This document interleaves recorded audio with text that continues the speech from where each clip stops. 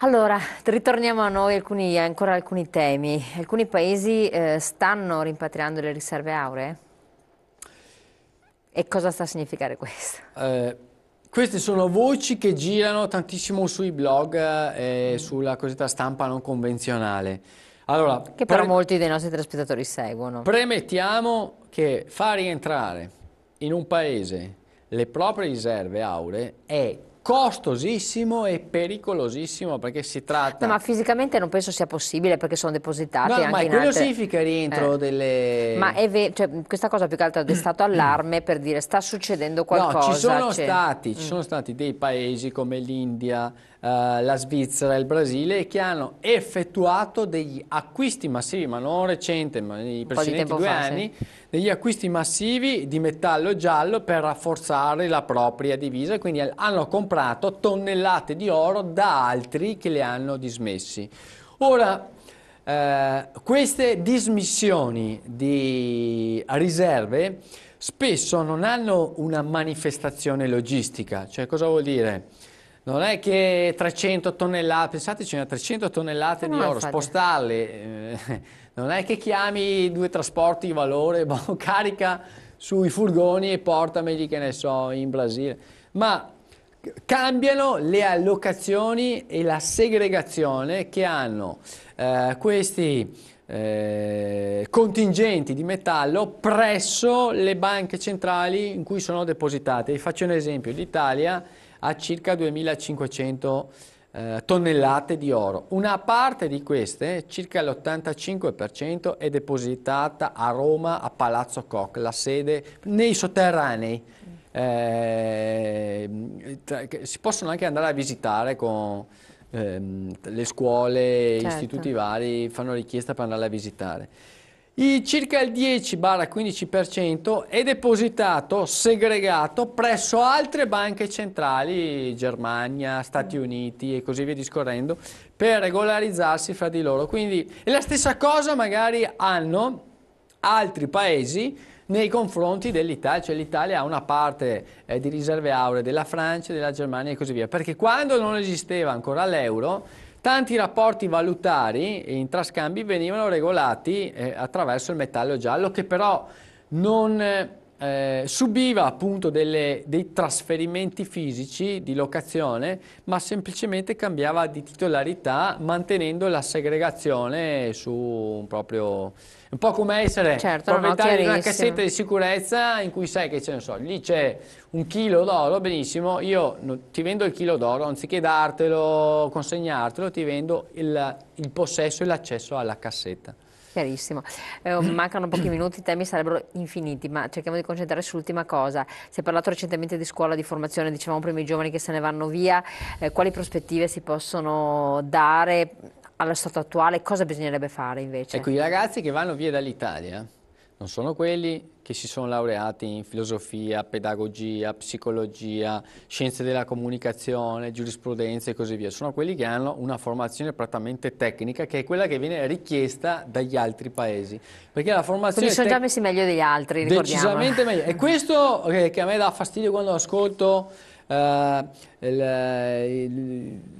i media nazionali, i grandi talk show nazionali in cui sentite ragazzi, disoccupazione giovanile, i massimi storici, verissimo, ma andiamo a vedere anche Perché? com'è strutturata la formazione giovanile odierna, in cui circa il 70% delle iscrizioni nelle classi superiori la fanno i licei. Quando si torna indietro a 25 anni fa, al liceo ci andavano su una classe di 30, forse ci andavano in 5. Circa la metà facevano gli istituti superiori e poi il resto, chi andava subito inserimento nel mercato del lavoro, poi scuole professionali. Quindi il liceo, e io parlo del liceo di oggi, neanche il liceo di 25-30 anni fa, è, a mio modo di vedere, non produce più quella appeal per il Professionale. mercato del lavoro che consente poi l'inserimento. Vi do una notizia: in Veneto ci sono circa 70-75 mila posti di lavoro nuovi che si stimano per il 2015, creati solo dal clouding. Il clouding è quel meccanismo di archiviazione a distanza su supporti non rigidi che utilizzano che però un laureato in filosofia, ma che non abbia una vena... Ma no, ma attenzione, un conto è studiare per cultura personale, certo, no, quello è fondamentale. quello è arricchimento, nessuno... Ma un conto è pensare di studiare filosofia, per poi ipotizzare un inserimento professionale ben retribuito, ben remunerato, poi si vive con i lavori a singhiozzo, con i part-time, con opportunità che vengono pagate poco, perché la mia preparazione per il mondo del lavoro che ci sta venendo incontro è assolutamente inadeguata. Fate il calcolo che entro 10 anni circa la metà delle occupazioni, delle mansioni, dei compiti di oggi spariranno perché saranno completamente obsoleti. Già tantissime facoltà universitarie secondo me non hanno proprio alcun motivo di essere percorse, a meno che, ripeto, per arricchimento personale, quello è un altro discorso. Ma se io ho in mente di fare l'università, scusate, finire le scuole medie, andare a fare il liceo per poi andare a fare una cosiddetta laurea umanistica, cioè, mi devo preparare a far parte dei disoccupati in Italia. Oggi, per chi ascolta, soprattutto i genitori che devono magari anche aiutare, spingere i figli a indirizzare sulle scelte, le lauree, le facoltà che danno maggior non tanto opportunità occupazionali, perché quelle sono garantite, ma le migliori soddisfazioni reddituali, quindi il fatto di fare uno sforzo durante il periodo di studi, la formazione, e poi mi viene adeguatamente remunerato e quindi mi consente anche di magari smarcamento sociale, sono statistica e matematica numeri uno, proprio per la necessità che avremo nei prossimi anni di elaborare una quantità di dati da tutte le interazioni che ci saranno tra i robot, le macchine, le app, i computer e così via discorrendo. Al secondo posto medicina e chirurgia, ma non in ottica tradizionale per andare a fare il medico di base,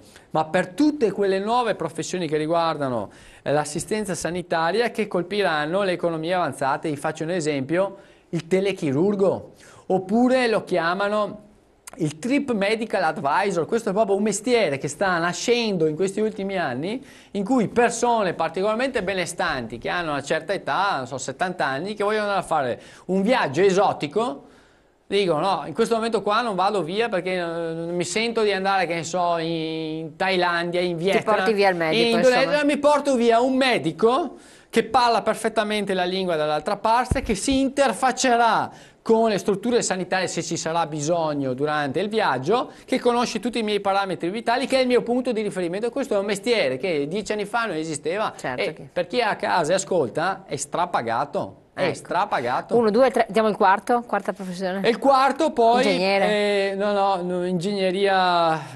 direi proprio di lasciarla perdere. A meno che non sia ingegneria informatica, se ingegneria informatica sì, ingegneria civile. Il quarto è tutti i rami delle economie che portano alla gestione del denaro. Per quale motivo?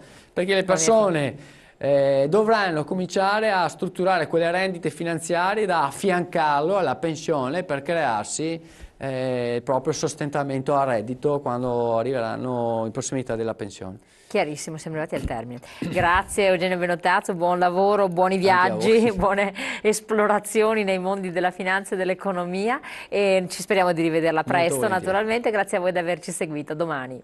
Presto, arrivederci.